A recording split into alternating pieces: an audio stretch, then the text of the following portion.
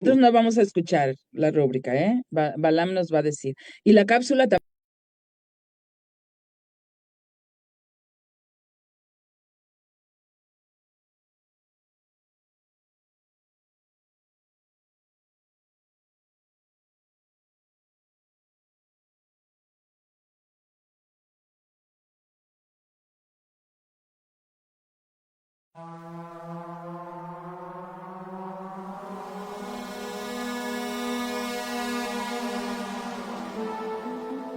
Imagina una cocina que no es una prisión para mujeres. Un lugar para condimentar, sazonar, sancochar la vida. Una fragua, un fogón transformador. Un lugar donde comenzó todo. Un lugar donde se confabula, donde se trama libertad. La cocina de Chabela. Un nicho donde sazonamos la vida pública con pimienta feminista.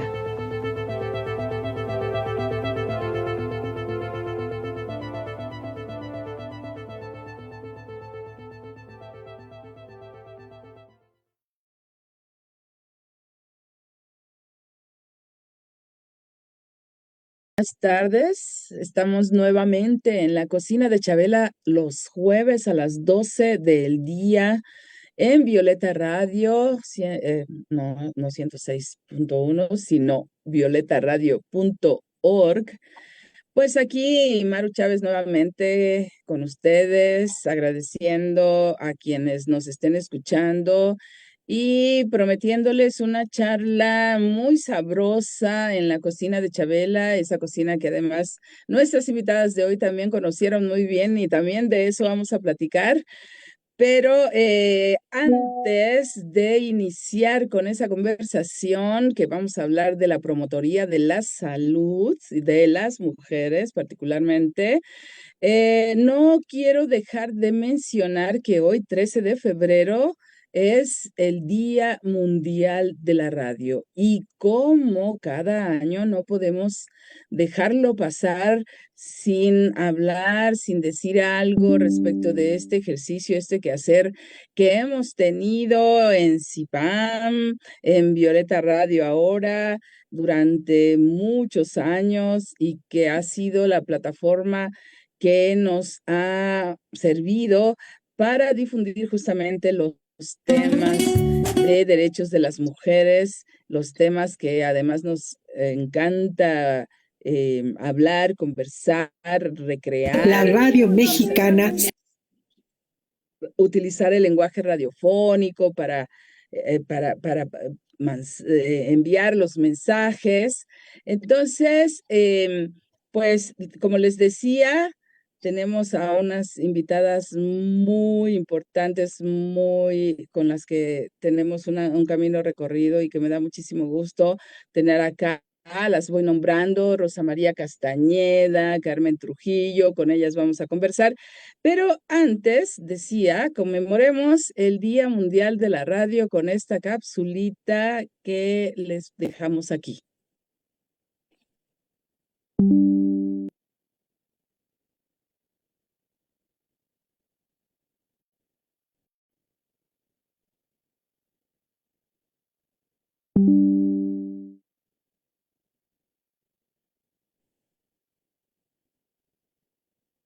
Espero que la estén escuchando porque acá no escuchamos nada. Ahí vamos. Muchas gracias, como siempre, a Balam. Violeta Radio en el Día Mundial de la Radio. Mujeres que conquistaron las ondas y marcaron el aire.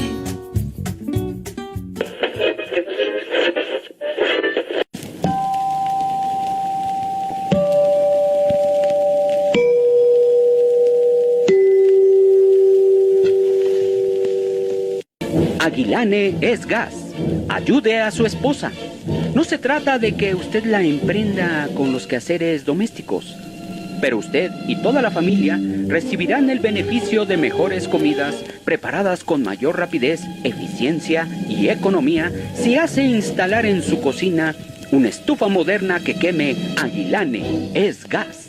Compañía Mexicana de Petróleo El Águila S.A. Desde que la radio nació, los micrófonos fueron ocupados mayormente por voces masculinas. Pero existieron mujeres que rompieron esa barrera, artistas y compositoras que conquistaron un medio que no estaba diseñado para ellas.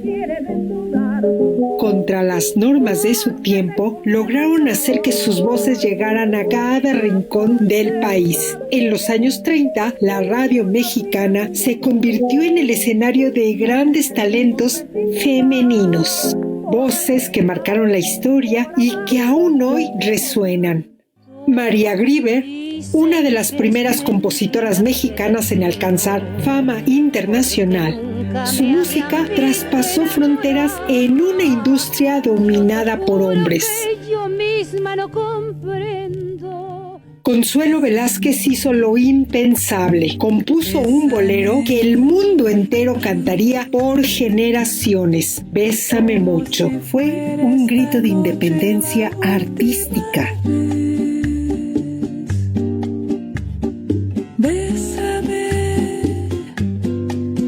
Bésame mucho. Y las intérpretes Lola Beltrán, Amparo Montes, Lupita Palomera, María Luisa Landín, Ana María González, Elvira Ríos, Chela Campos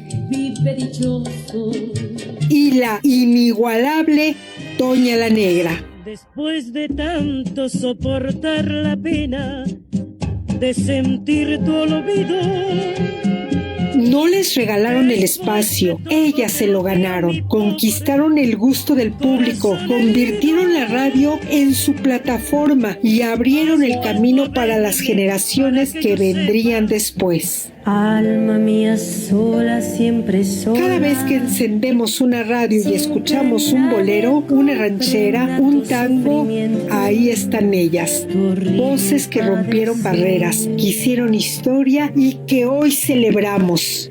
Fingiendo una existencia siempre llena. Y este año, en el Día Mundial de la Radio, el mensaje es claro. Así como ellas transformaron la radio, hoy la radio transforma el mundo. Porque la radio es voz, memoria y futuro. Y también es compromiso con el planeta. Las mujeres hicieron historia en la radio. Ahora la radio hace historia por el planeta.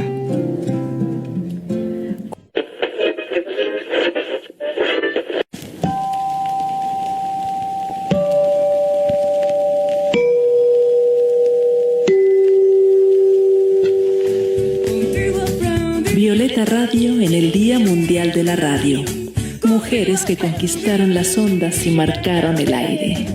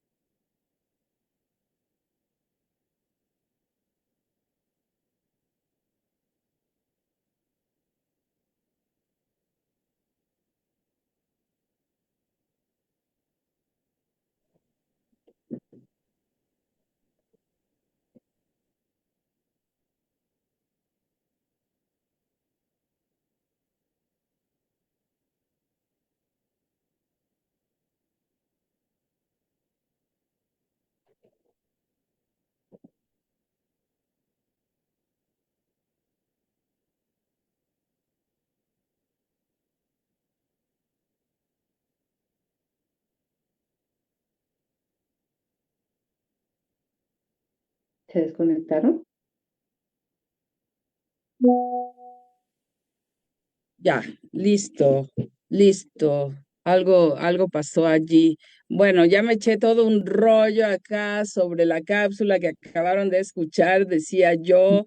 Eh, los, em, la plataforma de la radio ha sido utilizada ya por más de 100 años en México para proyectar voces de mujeres, aunque ciertamente no ha sido lo más numeroso que ha estado presente en los oídos de la gente, pero las cantantes mexicanas que utilizaron esa plataforma pues lograron proyectar su arte, su música en la radio. Y hoy estamos de fiesta, hoy estamos conmemorando esta plataforma tecnológica que se llama radiodifusión y que pues esto nos sirve, como ahora lo vamos a hacer, para posicionar justamente una serie de temas muy importantes en la vida de las mujeres y hoy vamos a hablar particularmente de salud de las mujeres.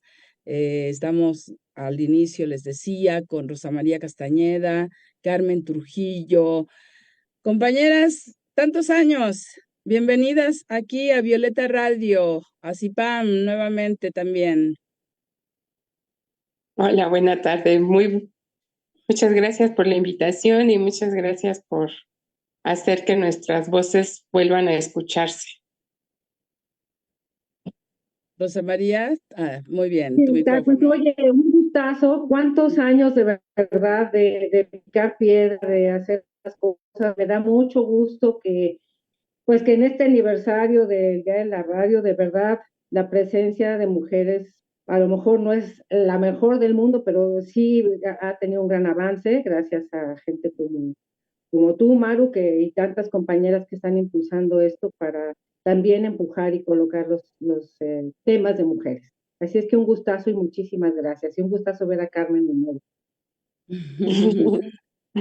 Pues bien, compañeras, justamente cuando hace muchos años yo llegué, me integré al equipo de CIPAM en el área de comunicación, pues existían también varias áreas de trabajo, particularmente estaban los cursos de embarazo sin temor, me parece que se llamaba.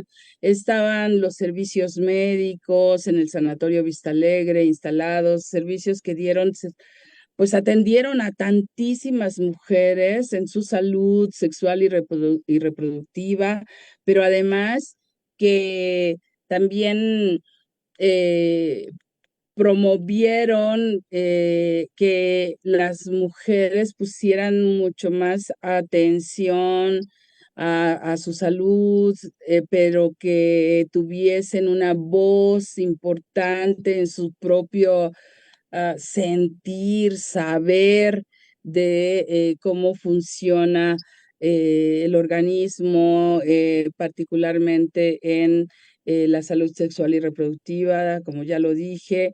Me acuerdo también, pues, que había un grupo de promotoras, Rosa María, Carmen, ustedes eran integrantes de ese equipo, pero había más compañeras allí participando. ¿Nos pueden podemos iniciar esta conversación contándonos cómo fue que ustedes se integraron a ese grupo de promotoras?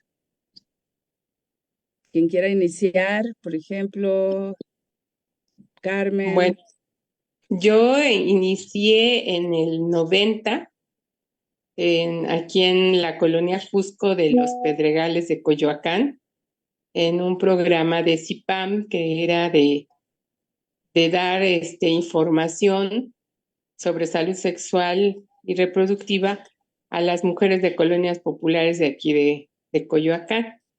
Entonces, yo inicié yendo a esos cursos porque formaba parte de un comité del DIF, donde nos daban desayunos escolares para los niños. Y entonces ya terminó ese ese curso, ese programa de 10 sesiones y nosotras nos quedamos como muy interesadas en qué sigue. Y entonces las de CIPAM nos propusieron formarnos como promotoras de salud. Y entonces nos formaron en la promotoría, como decías, a unas compañeras de la salud en el embarazo, un embarazo para tener un buen embarazo, un control del embarazo y un parto sin temor, no sin dolor, sin temor, Sí, porque sí, sí. bueno, dolor es parte de que lo puedes manejar un poco, pero no es como quitarlo, ¿no? Y a mí, en esa parte de que, como decía, CIPAM tenía varias áreas, en la parte de la detección oportuna del VIH, que en esa época pues estaba muy incierto todavía cuál iba a ser el camino, el desenlace del VIH en México.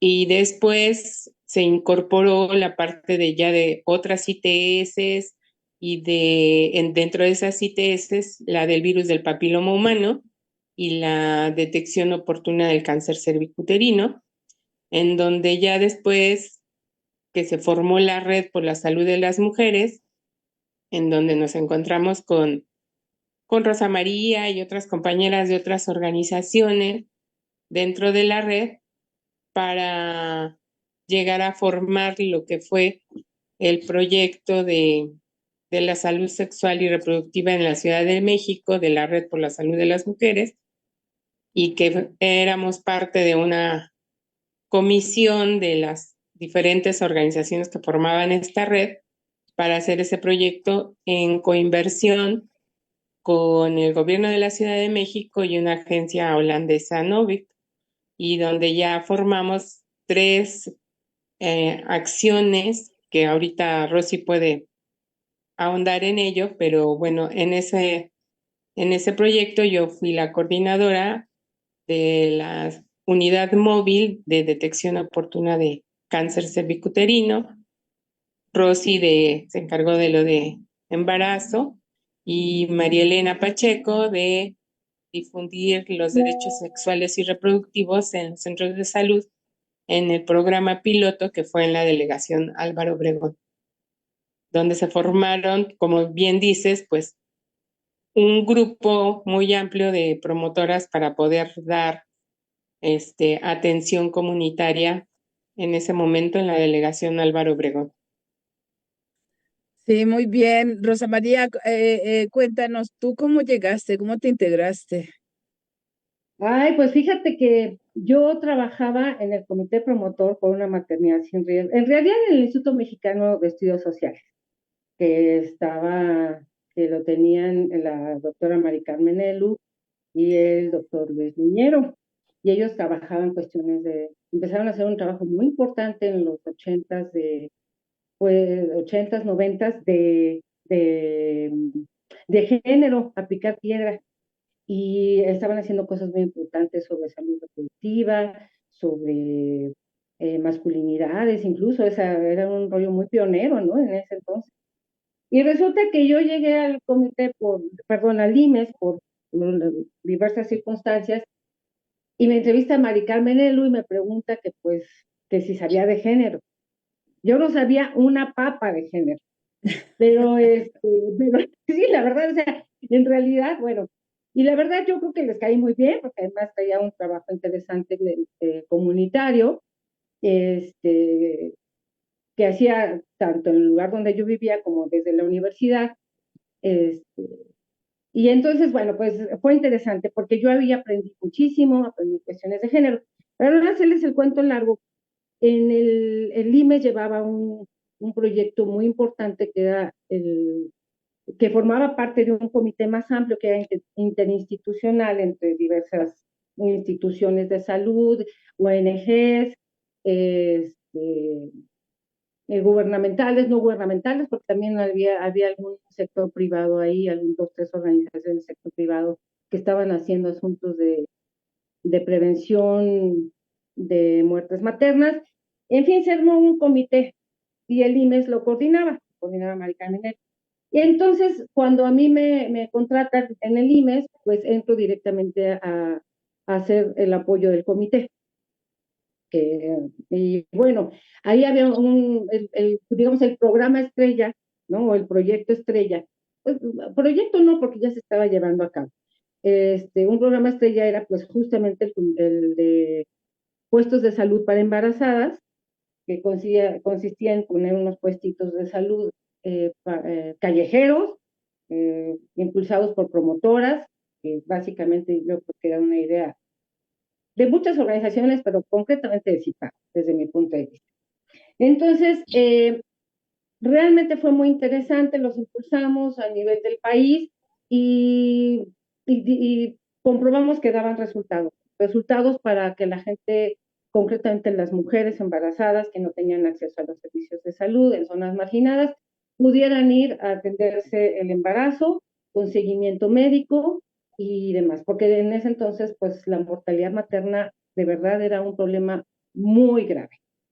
México estaba entre los primeros lugares a nivel mundial de muertes maternas y, y lo cierto es que, bueno, que estado obligado incluso ya por instancias, con compromisos con instancias internacionales y obviamente un compromiso nacional, pues de sacar adelante ese problema. Entonces vimos que los puestos de salud eran una cosa muy importante, que habían dado resultados, y bueno, ahí es donde yo me introduzco en estos temas y en estas andanzas. Ya después, que como resultado, perdón, No, ¿me adelante, decía? adelante. No, adelante. Como decía Carmen, efectivamente, bueno, esto fue retomado, digamos que varias organizaciones empezaron a hacer, de mujeres empezaron a hacer en ese entonces muchas acciones en torno a la salud de las mujeres con perspectiva de género y la red de la salud de las mujeres del Distrito Federal, en ese entonces Distrito Federal, se habían reunido como para optimizar esos trabajos. Y todo se conjuntó, como bien decía Carmen, en un proyecto que era el de la salud sexual y reproductiva en el Distrito Federal, y se conjuntaron, como ya dijo, las acciones para prevenir muertes maternas, para prevenir ITS, concretamente cáncer cervicuterino, y orientación en derechos sexuales y reproductivos. Yo creo que eso fue algo muy importante y varias nos fuimos formando en términos no solamente de formación en cuanto a conocimientos técnicos básicos para detectar síntomas y demás, que se creía que solamente eran del sector médico, que la gente común y corriente no podíamos, ¿cómo se llama? Aprender. Sin embargo, bueno, se demostró ahí que sí. Y además, pues toda una formación en género, en ciudadanía, que bueno, yo creo que ya iremos abordando en ese sentido. Sí, claro que sí, ¿no? Justamente de eso quiero que nos cuenten, porque yo coincido en que eran tiempos difíciles para la salud sexual y reproductiva de las mujeres, y eso que estábamos en la Ciudad de México, que siempre se ha considerado como la vanguardia en cuestiones de salud, la vanguardia en reconocimientos de derechos, a pesar de que pues venimos de una historia de muchos abusos, de mucha carencia, de pauperización de los servicios de salud y específicamente aquellos que atienden a las mujeres, pues por los gobiernos priistas que ya sabemos, no vamos a profundizar más, pero que ya sabemos que fue una época, por lo menos los años 80 y los primeros 3/4, diría yo, de los 90, que era terrible, no solo en términos de atención a la salud, sino también de un incremento de la violencia hacia las mujeres tremendo. Entonces, a mí me gustaría que profundizáramos justamente en esas estrategias y esas metodologías y desde su perspectiva, ¿cuál fue pues el impacto, aunque ya lo han mencionado, pero cuál fue específicamente? ¿Cuáles son los cambios ya a una distancia de más o menos 35 años, Carmen? Bueno, yo creo que algo muy importante también para formar ese proyecto y como decía Rosy, esta parte de mujeres, pues la mayoría pues amas de casa o algunas sí con ya alguna formación académica, pero no en medicina. Entonces, sí poder hacer la difusión, la educación en lo que era la salud de las mujeres, eh, con estos componentes de la perspectiva de género, los derechos sexuales y reproductivos, el derecho a la participación desde la ciudadanía y la cereza era la calidad de la atención con perspectiva de género, que ya se venía trabajando, o sea, desde esta mirada del género, cómo queremos las mujeres ser atendidas, qué calidad de la atención en los servicios de salud deseamos para poder acercarnos y para poder hacer realidad que seamos unas mujeres con autoconocimiento de nuestro cuerpo, autocuidado de nuestra salud y no solo la salud para los demás, no solo ser cuidadoras de la salud de los integrantes de la familia, inclusive hasta de las mascotas y de la comunidad y no nuestra, ¿no? No apropiarnos de nuestra salud. Entonces creo que ese era el componente importante del proyecto que se fue haciendo mucho en específico en CIPAM, con lo que tú decías, la clínica de atención, donde estaba el Centro de Detección de VIH, ITS y Cáncer, y la consulta, ¿no? Entonces creo que desde ahí se formaron los indicadores para que esto pudiera hacerse realidad y se difundieran en este proyecto con todas las promotoras, que inclusive algunas pues siguen haciéndolo desde sus comunidades y que nosotras también seguimos pues formando, porque hubo un momento en que la red pues ya cumplió su objetivo, se cerró, pero quedaron las unidades móviles y entonces algunas organizaciones de la red nos quedamos con ellas y lo seguimos difundiendo en otros espacios, en otros estados. En el caso de Quinal Ancetic se fue a Guerrero con una unidad móvil y hacer también la formación de promotoras con este modelo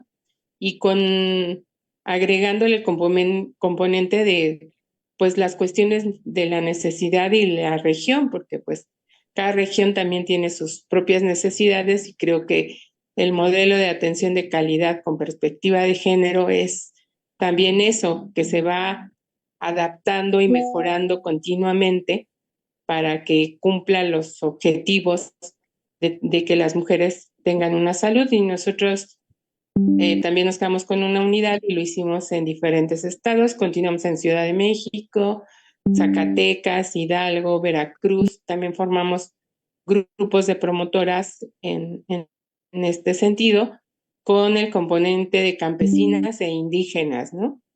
Entonces creo que es importante que eso se haya difundido para que hoy, no solo en la Ciudad de México, sino en otros rincones de del país, pues también se haya hecho este trabajo, ¿no? Y en algunos casos nosotros pues también incorporábamos desde las cuestiones indígenas, pues las medicinas tradicionales de la región, ¿no? Que eso es parte de cómo las mujeres se apropian de la salud y pueden hacerlo desde sus plantas, desde sus maneras y formas de saberse curar y de saberse mantener en la salud. Rosa María. Pues fíjate que sí, como bien dice Carmen, yo creo que la formación de la promotoría fue muy importante. Digo, a la luz de los 30 y tantos años que decías, por supuesto que hay que rescatar esa experiencia como política pública. Yo creo que fue muy importante esta formación en género, en cuestiones de atención, de calidad de la atención, en materia de derechos sexuales y reproductivos, en términos de ciudadanía, eh, de capacitación técnica en cómo detectar signos básicos para poder referir a las mujeres en materia de prevención. Pero ahora, por ejemplo, yo justo a raíz de la invitación que nos hiciste del programa de radio, yo pensaba, bueno, ¿qué hizo falta? ¿No? Esto es muy importante. ¿Qué hizo falta? Porque sí se siguió, o sea, el proyecto era muy atractivo en términos de que había una unidad móvil, eso era muy nuevo, era realmente como un Innovador. hit innovador realmente, ¿no? Ahora, había acciones que no se hacían necesariamente en la unidad móvil. O sea, era muy atractivo, por ejemplo, llamar a las mujeres a que se hicieran el Papa Nicolau, buscarlas, que no era llamarlas, era buscarlas y ponerles prácticamente afuera de su casa una unidad móvil para que se tomaran las muestras. Pero había acciones que no necesariamente se hacían en la unidad móvil. Por ejemplo, los puestos eran callejeros y se ponían en mercados, afuera de las escuelas, o sea, en lugares públicos en donde las mujeres asistían, ¿no? A su mandado, a recoger a sus hijos a la escuela, fuera de algún centro de salud, un centro comunitario, o sea, muy importante. Y realmente yo creo que digamos que el gran escenario y el gran escaparate fueron las unidades móviles que nos ayudaron mucho a impulsar las acciones. Yo un poco siendo crítica a la luz de los años digo, bueno, las unidades móviles estuvo bien, las presumíamos, las cacareábamos, y lo importante era como lo que había detrás de todo eso, ¿no? Que era todo un modelo de calidad en la atención, y que bueno, se ha ido enriqueciendo, como ahora dice Carmen, incorporando cuestiones de locales como la medicina tradicional o lo que sea. Pero a mí me queda claro, por ejemplo, cuando recién nosotros ya dejamos el proyecto, porque ya se había acabado, porque ya había cumplido su propósito. ¿Qué año fue? ¿Qué año fue? Mira, el proyecto duró del 98 al 2000, pasando por, y aquí lo voy a leer porque así en Álvaro Obregón duró de 98 a 2000, ahí duró 2 años. En Iztapalapa duró 5 meses, fue una experiencia a pesar de corta muy importante. En Iztacalco duró 1 año, de enero a diciembre del 2000. En Tlalpan se impulsó 11 meses y en Milpalta 11 meses también. Todo fue entre el 98 y 2000. Entonces realmente se marcaron. ¿Cuál fue el criterio, por ejemplo, para elegir las alcaldías? Pues que tuvieran altos índices ya fue de casos como cáncer uterino, mortalidad materna u otros, porque hemos estado hablando de 2 acciones, pero también había un módulo de educación en derechos sexuales y reproductivos. Y ahí se atendía gente que tenía problemas, y también éramos pioneras, ¿no? En materia de violencia o en términos de dudas en cuanto a su salud reproductiva, en torno a cómo la estaban atendiendo en los centros de salud, por ejemplo, o cómo no podían tener acceso.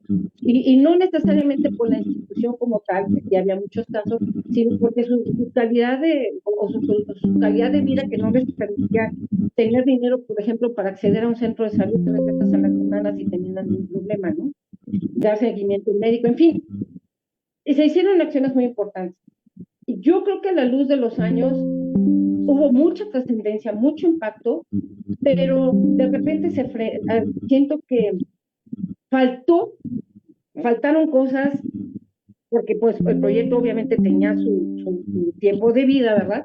Pero faltaron cosas para poder dejar instalado como pretendimos y de alguna manera unos años después convertirse en política pública. Entonces, a lo mejor no como lo habíamos dejado, pero la apuesta era que se respetaran, ¿no? Y creo que ahora, por ejemplo, a la luz de los años, digo, bueno, igual esas acciones podrían reforzarse con también una capacitación en materia de cómo incidir en políticas públicas, cosa que, bueno, yo por mi lado lo he hecho y me metí al mundo académico y al mundo de la capacitación y de la formación, y de alguna manera, pues, digamos, como un compromiso personal, a partir de esa experiencia, pues lo he hecho, ¿no? Como tantas organizaciones feministas que finalmente entendimos el impacto de nuestras acciones como materia de políticas públicas iba a ser muy importante y pues se sigue trabajando en ello.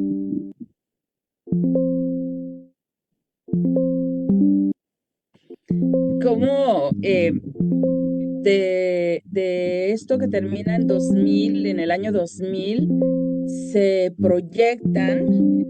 Y mi pregunta es si era el mismo proyecto, se van hacia los otros estados, Carmen, que ya mencionaste hace un rato, como una réplica del modelo que se había implementado en la Ciudad de México.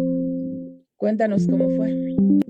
Bueno, mira, ahorita que escuchaba yo a Rosy, creo que también en donde estuvimos más tiempo, que fue los 3 años en Álvaro Obregón, creo que siguió funcionando el modelo de manera distinta con las promotoras que se formaron. Por ejemplo, lo de cáncer cervicuterino se siguió haciendo la prevención por una de las promotoras dentro ya de los servicios que presta la delegación. Entonces creo que ahí, aunque no se hizo una política pública extensa para la Ciudad de México, creo que sí siguió el modelo atendido inclusive por las mismas promotoras, y eso fue importante porque creo que ellas se empoderaron más y siguieron haciendo acciones dentro de su misma delegación. Hasta hace poco cambiaron ya ese modelo y porque cambiaron coordinadores y cosas, ¿no? Pero también supe que también en Tlalpa, pues mientras estuvo una coordinadora, también siguió el modelo. Sí es importante la implementación de que sea una política para que no sea nada más de personas, sino que sea algo que se rija y se establezca ya como un hecho y que se siga mejorando, ¿no? Entonces creo que sí tiene razón Rosy, nos falta como impulsar que sí sea una política pública para que se pueda tanto respetar en donde se realizó como para que se amplíe y sea un parteaguas más generalizado. Nosotras como colectivo formamos un colectivo para que nos pudiera ser donada la unidad, colectivo de mujeres por la equidad, la salud y la educación. Aparte de los estados, aquí en la Ciudad de México seguimos en las regiones, como decía Rosy, con más prevalencia de cáncer cervicuterino, o en las regiones donde había menos atención, que inclusive había un convenio con la Secretaría, con las jurisdicciones más que con la Secretaría a nivel Ciudad de México, con las jurisdicciones donde ellos no podían tener como mucha incidencia, que a veces eran campamentos irregulares, o zonas alejadas de Milpa Alta, de la GAM, de Xochimilco, a donde atendíamos a la población y a donde íbamos con líderes comunitarias para que se formaran como promotoras con todos estos ejes transversales de perspectiva de género, calidad de la atención, ciudadanía, y inclusive también lo hicimos en la ahora cárcel de mujeres de Santa Marta, Catitla, que es otra dinámica, otra forma de trabajo por las mismas condiciones de estar en un centro de reclusión, y logramos que al menos las mujeres tuvieran 2 campañas al año de detección oportuna cuando antes no tenían servicios médicos específicos en el penal. Ahora ya tienen, servicio ginecológico, que yo creo que fue parte de estar nosotras junto con bueno, no juntos, sino a la par con la Clínica Condesa, que también ellas entraron para que pudieran tener esos servicios las mujeres permanentemente ya dentro del Ceferezo, ¿no?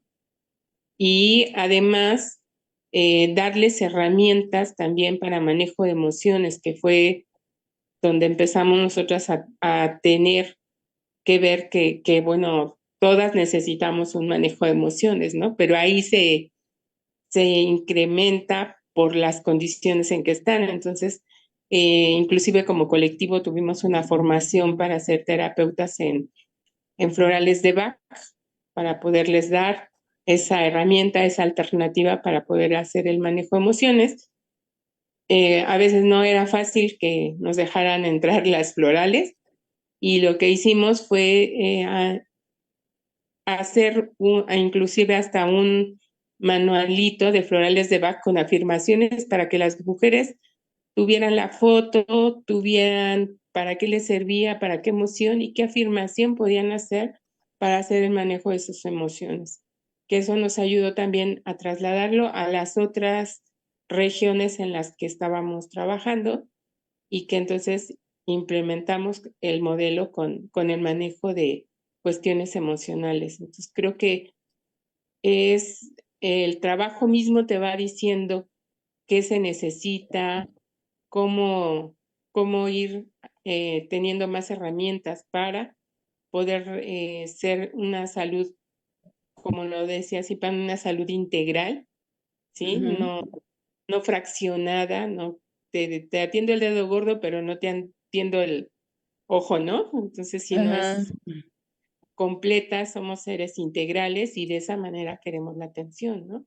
Y queremos también podernos expresar, ¿no? En esta consulta, pues me atiende el estómago, y en la otra consulta me atiende mis cuestiones ginecológicas, ¿no? Somos seres integrales y así queremos ser atendidas. Entonces creo que parte también del modelo es la integralidad de la persona y la integralidad de los servicios. Sí sabemos que hay que ir con el especialista, pero desde el primer contacto tenemos que ser atendidas de forma integral. Bien, gracias, Carmen. Rosa María, decías, aún faltan políticas públicas. Entonces, mi pregunta es, ¿ustedes consideran que hubo realmente una transformación en el sistema de salud a partir de este modelo, a partir del proyecto, de los puestos, de las unidades móviles? ¿O qué es qué tanta fue la incidencia, que además el título del programa es así, de la incidencia de la Promotoría de Salud en el sistema de salud de las mujeres en la Ciudad de México principalmente, aunque sabemos que ha habido un trabajo también al interior del país, pero pues, haciendo una evaluación ya en perspectiva, ¿cuál ha sido realmente ese impacto y cuáles son las políticas públicas que se necesitan aún? Pues mira, yo en realidad ya en los últimos años de mi trabajo se ha enfocado más en la cuestión educativa y de formación. Pero yo creo que te lo digo porque no estoy tan metida ya en cuestiones como del sector salud. Pero en realidad creo que el proyecto tuvo un impacto muy fuerte. O sea, quizá no se reprodujo como hubiéramos querido a lo largo de los años el modelo de atención, pero se empezaron a incorporar muchas cosas como la evaluación del modelo de atención, de la calidad de la atención, perdón. También este boom que se dio a la par de que el proyecto lo impulsó, la perspectiva de género en la atención. También se dio, pues, junto con un movimiento más amplio de mujeres que estaban impulsando justamente políticas con perspectiva de género. Entonces se dio una sinergia en donde yo creo que el proyecto tuvo muchísima posibilidad en ese momento de potenciarse y lo hizo. Realmente lo hizo.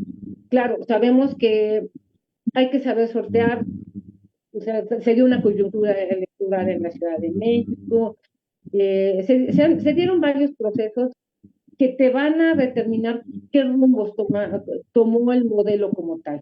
Pero impactó muchísimo, muchísimo, porque sí, los servicios de salud en los centros, por ejemplo, de salud con los que trabajábamos para referir a las personas que tomaban los servicios, ya sea de puestos de salud de embarazadas o de las que canalizaba la unidad móvil para toma de muestras de papel maculado, y los que se hacía desde el módulo de orientación para mujeres que sufrían violencia o que tenían dudas sobre sus procesos de salud sexual y demás. Se cuestionaron los centros de salud cómo estaban recibiendo a las mujeres, ¿no? ¿Qué les tenían que dar aparte de nada más atender en la consulta? Entonces, realmente sí tuvo mucho impacto. Al grado, Maru, que te puedo decir, yo me he encontrado promotoras, no sé si fue casualidad con lo del programa de radio, pero me encontré unas 3, 4 promotoras de ese entonces, ¿verdad? Ahora pues ya hacen otras cosas. Pero están metidísimas en lo del feminismo y impulsando políticas para mujeres. Hubo un foro ahora, por cierto, donde te encontré. Sí, así es. Ahora que para ¿cómo se llama? Lo del Para el Plan Nacional Nacional de Desarrollo, República de Mujeres, fue el foro de la Ciudad de México. Exacto, Sí. que me pareció una iniciativa muy importante.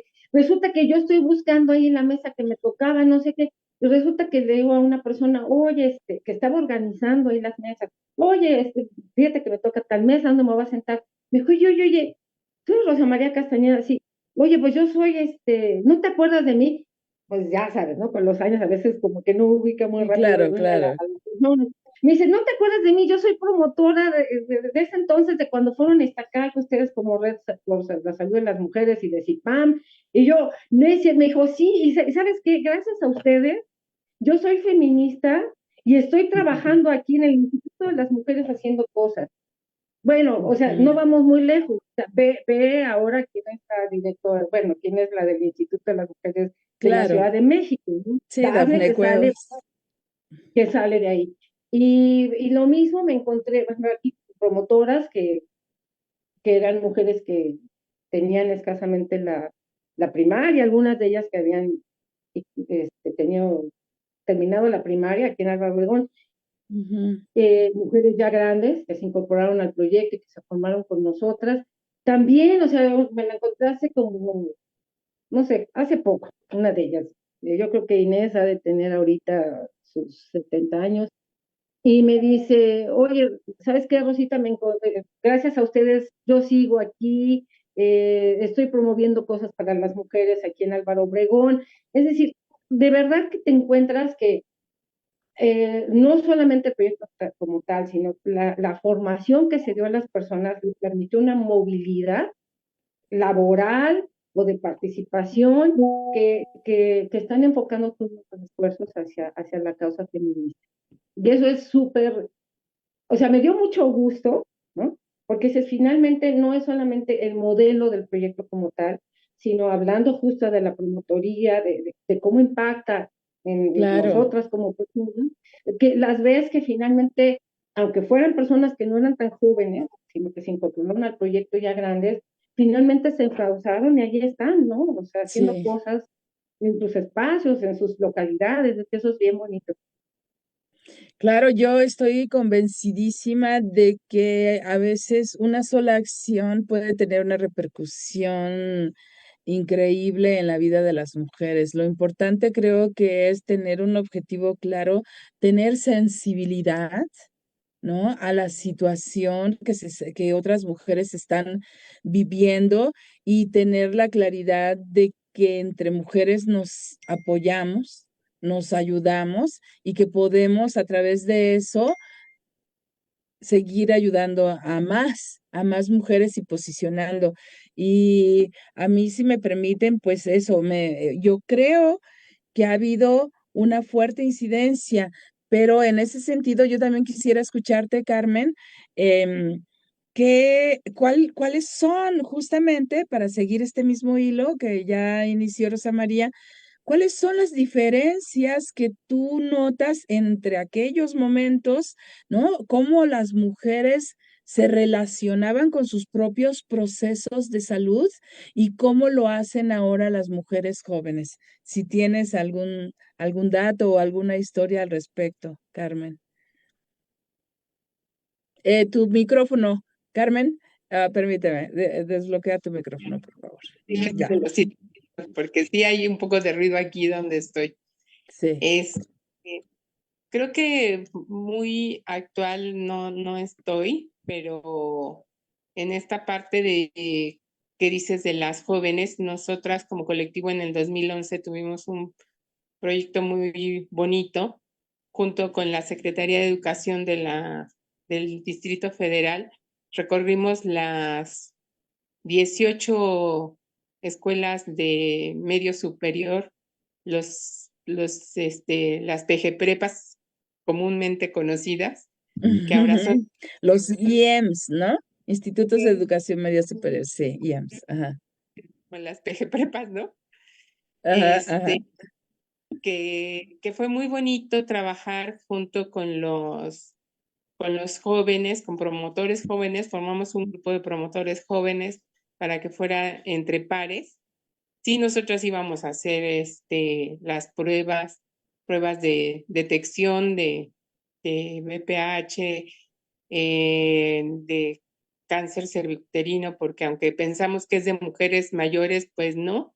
Hay jóvenes, adolescentes de 18, 19 años que ya tienen el virus y ya tienen una lesión inicial que se llama displasia precursora del cáncer, ¿no? Y que en algunos casos, por las condiciones de vida de las mujeres y las situaciones emocionales o de violencia que se tienen, que hacen que su cuerpo esté más frágil, pues que sí pueden desarrollar un cáncer agresivo, que esto está documentado por la doctora Cetina, que es la encargada de cáncer cervicuterino en el INCAM, que ha encontrado jóvenes de esas edades con cánceres muy agresivos y que pues necesitan tratamientos, pues igual, muy fuertes para poderlo detener. Entonces creo que sí es importante también el trabajo con jóvenes desde la prevención de infecciones de transmisión sexual, incluida el virus de papiloma humano, para detectar y prevenir oportunamente el cáncer cervicuterino, como también las cuestiones de el control de su salud sexual y reproductiva, ¿no? Sí hay pues más información y más elementos para poder hacerlo, pero también hay desinformación y también hay una cuestión que todavía se tiene que trabajar mucho, que es la autoestima, el empoderamiento de las mujeres para que podamos de veras tomar la rienda de nuestra salud y de nuestra vida y un proyecto de vida, sobre todo en las y los jóvenes, porque nos encontrábamos jóvenes que decían, pues, tengo mi relación sexual y luego me tomo la pastillita del día siguiente y no hay problema, y ni siquiera sabían cómo es su ciclo, en qué momento sí, en qué momento no, por qué tengo derecho a que me cuiden también, ¿no? A cuidarme, si no quiero utilizar un método permanente, pues hay métodos como el condón para prevenir embarazos no deseados e infecciones de transmisión sexual, ¿no? Y cómo no estar jugando a la ruleta de si me embarazo o no me embarazo, si me infecto o no me infecto. Creo que eso también es muy importante y creo que a la par, pues otras organizaciones que se han permanecido como CIPAM, como Equidad de Género y otras, en estar impulsando las políticas públicas que ya hay en los centros de salud un módulo para jóvenes, ¿no? Para adolescentes, para que lleguen a su centro de salud a pedir esta información, a atenderse de su salud sexual, a acudir a un módulo de atención, bueno, al menos en algún centro de salud cercano de su alcaldía, pueden tener un módulo de atención a la detección oportuna del VIH. Entonces, creo que todos esos han sido avances que las mujeres, pues ya, al menos en la ciudad, la mayoría sepa que se puede acercar a tener un Papá Nicolau oportuno, a ser canalizada, a realizarse una colposcopía. Nosotras, como acudíamos a comunidades remotas, la médica de nuestro colectivo, Eugenia Flores, se formó como colposcopista y se puso un colposcopio en la unidad para también llevarlo a las comunidades. Creo que también todos esos avances también se van dando en los servicios de salud. Antes hacerse una colposcopía era así como Sí, encontrar un pajar, ¿no? Entonces así creo que es. hay más acceso a otro tipo de servicios, que ha ido avanzando también la información de las mujeres de que pues es necesario, VPH no es igual a cáncer ni igual a muerte, que hay alternativas de detección, de tratamiento, pero lo más importante es también el autoconocimiento, conocer nuestro cuerpo, conocer su funcionamiento. Como te decía, de las jóvenes, me dejó muy impactada una chica que me decía, es que yo quiero embarazarme, pero si tienes 16 años, apenas empezaste la preparatoria, ¿no? Ujú. Pero ¿para qué quieres embarazarte? Pues para saber si me puedo embarazar. Oh, Entonces, así como para ver si funciono o no funciono como mamá, yo creo que todos esos también todavía mitos, y no estoy hablando del siglo pasado, fue 2011, 2012, o sea, sí no es de ayer, pero creo que todavía hay mucho que hacer en el trabajo comunitario y, como decía Rosy, también en el trabajo con los profesionales de la salud, a ellos en cuestiones de la perspectiva de género, en la cuestión de derechos, ¿no? Porque pues también ellos creo que todavía no se logra, que era también uno de los objetivos, lograr que desde la academia, desde las universidades, las escuelas de medicina, se implementaran unas materias en este ámbito, ¿no? La cuestión de la equidad de género, que pues no, se les dan ahí a lo mejor algunas conferencias, pero creo que también es algo de cuestiones de formación, como decía Ana María Hernández, de mirar con mirada, ¿no? De mirar con ujú. otro. Creo que eso todavía nos falta mucho, todavía como sociedad y en especial en estas cuestiones del cuidado de la salud tan delicadas que es, ¿no? Para que impacte nuestra forma de vivir, como todo mundo dice, ¿no? Que nos dé salud y ya nos encargamos de lo demás. Entonces, si estamos sanas y estamos bien, tanto sanas integralmente, tanto física como emocional como espiritualmente, creo que podemos fluir en nuestro proyecto de vida y en otras esferas de nuestra vida con alegría, con ganas de vivir, ¿no? Muchas gracias, Carmen. Pues estamos finalizando nuestro programa, pero no me quiero ir sin preguntarte también, Rosa María, ¿cómo ves el plan, justamente, porque nos encontramos en el foro del Plan Nacional de Desarrollo?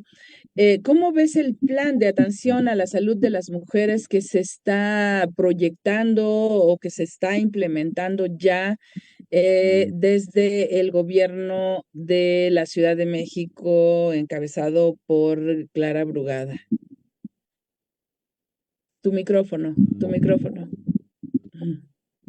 Ay, perdón, apenas estoy como empapándome, pero de entrada, bueno, sabemos que Clara Brugada es una mujer que viene justamente del movimiento urbano y muy comprometida también con la cuestión de las mujeres, ¿no? Entonces, en ese sentido, a mí me da mucha esperanza de que esto vaya bien y de que en el sector educativo se tienen que hacer muchas cosas. Quiero nada más platicar rapidísimo que estuve trabajando un tiempo en la SEP, ya que se dieron las unidades de género, pues estuve ahí y de verdad se impulsó algo muy importante para la salud sexual. Fue picar piedra, hay gente que ya lo había hecho antes, pero logramos instalar una agenda en el sector educativo desde la SEP a nivel nacional para estas cosas, ¿no? Y te encuentras con que hay maestras, maestros, que te decían, bueno, ¿para qué la educación sexual? Los niños no necesitan educación sexual, ¿no? Los niños, o sea, para empezar, todavía con esta falta de visión de que son niñas, niños, niñes, ¿no? Y bueno, fue interesante, yo creo que se está picando piedra, creo que es una muy buena coyuntura, Carmen, creo que es una muy buena coyuntura que se está presentando en términos de que por lo menos las consultas, se está consultando a la ciudadanía, no sé si a toda, pero se está haciendo incluyente y en ese sentido se pueden esperar muy buenas cosas, hay que estar muy al pendiente de las retroalimentaciones que se hagan, porque vamos a los foros, a mí me gustaría tener como una retroalimentación de finalmente qué se vació y no solamente ya ver cómo resultó el Plan Nacional de Desarrollo, pero creo que hay muy buenas perspectivas, ¿no? Tanto en la ciudad, particularmente en la ciudad, porque tenemos todas las acciones del gobierno federal, tenemos además a alguien desde el movimiento, muy sensible, muy clara, como es Clara Brugada, y eso nos da buenas perspectivas. Y hay que retroalimentarlo, porque ese día hubo propuestas, por ejemplo, cuando nos vimos, me gustaría tener como la retroalimentación de regreso de qué se obtuvo y finalmente, pues, qué va a quedar, ¿no? En los planes, y en los, no solamente en los planes, sino en ¿cómo se llama esto? Los presupuestos, ¿cómo se van a traducir? Claro, así es. Pues es muy importante justamente que haya recursos con los que se puedan implementar y seguir mejorando esta atención que ustedes ya abundaron profundamente en este programa, en esta conversación de la cocina de Chabela. Yo les agradezco muchísimo, Rosa María Castañeda y Carmen Trujillo, que hayan asistido acá a conversar conmigo, porque creo que son elementos importantísimos. Siempre se aprende de la historia, siempre se aprende de las experiencias y creo que ustedes forman parte de una experiencia muy, muy, muy importante para mejorar la calidad de la atención en la salud de las mujeres en la Ciudad de México inicialmente y después en todo el país. Muchísimas gracias. Ojalá y puedan estar acá en otro momento para seguir conversando sobre estos asuntos de la salud de las mujeres. Rosa María y Carmen. Muchísimas gracias, Maru. Que estén muy bien. Nos despedimos. Muchas gracias por escucharnos, a quienes estuvieron mirándonos en Facebook Live y quienes nos escucharon en violetaradio.org. Ya saben, además, que tenemos las plataformas de estas nuevas aplicaciones para escuchar emisoras de radio como es Radio Garden. Síganos ahí también, por favor. Van a saber que además pueden disfrutar de una música muy, muy rica en Violeta Radio. Y bueno, pues nos encontraremos el siguiente jueves a las 12 del día. Mientras tanto, les dejamos nuevamente con la cápsula que escuchamos al inicio de este programa en la conmemoración del Día Mundial de la Radio. Feliz Día de la Radio. Disfruten la radio quienes la escuchan y disfrutemos además de la escucha quienes también hacemos radio. Hasta pronto y gracias, Balán, por esta transmisión. Saludos, felicidades. Violeta Radio en el Día Mundial de la Radio. Mujeres que conquistaron las ondas y marcaron el aire.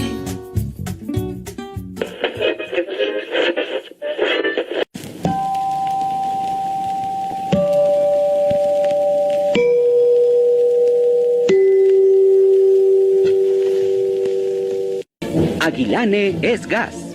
Ayude a su esposa. No se trata de que usted la emprenda con los quehaceres domésticos. pero usted y toda la familia recibirán el beneficio de mejores comidas preparadas con mayor rapidez, eficiencia y economía si hace instalar en su cocina una estufa moderna que queme Aguilane, es gas. Compañía Mexicana de Petróleo El Águila S.A. Desde que la radio nació, los micrófonos fueron ocupados mayormente por voces masculinas. Pero existieron mujeres que rompieron esa barrera, artistas y compositoras que conquistaron un medio que no estaba diseñado para ellas. Contra las normas de su tiempo, lograron hacer que sus voces llegaran a cada rincón del país. En los años 30, la radio mexicana se convirtió en el escenario de grandes talentos femeninos, voces que marcaron la historia y que aún hoy resuenan. María Grieber, una de las primeras compositoras mexicanas en alcanzar fama internacional. Su música traspasó fronteras en una industria dominada por hombres. Consuelo Velázquez hizo lo impensable. Compuso un bolero que el mundo entero cantaría por generaciones. Bésame mucho. Fue un grito de independencia artística.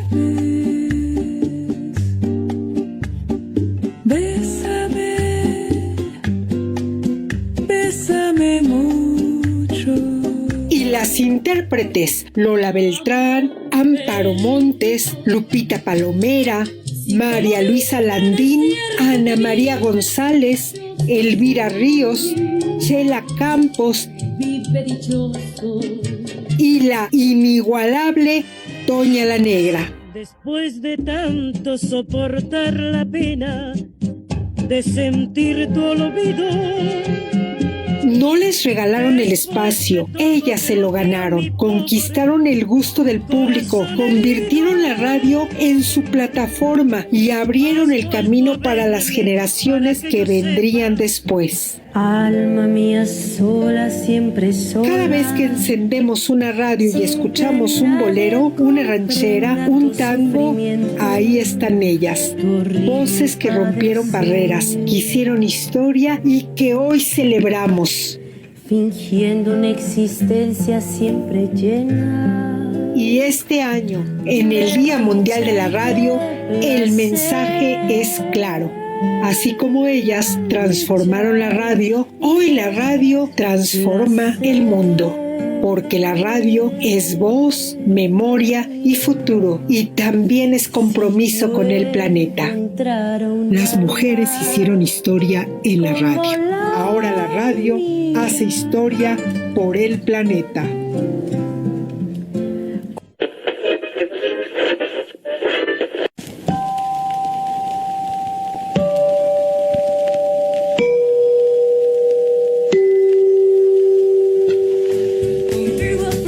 Violeta Radio en el Día Mundial de la Radio. Mujeres que conquistaron las ondas y marcaron el aire.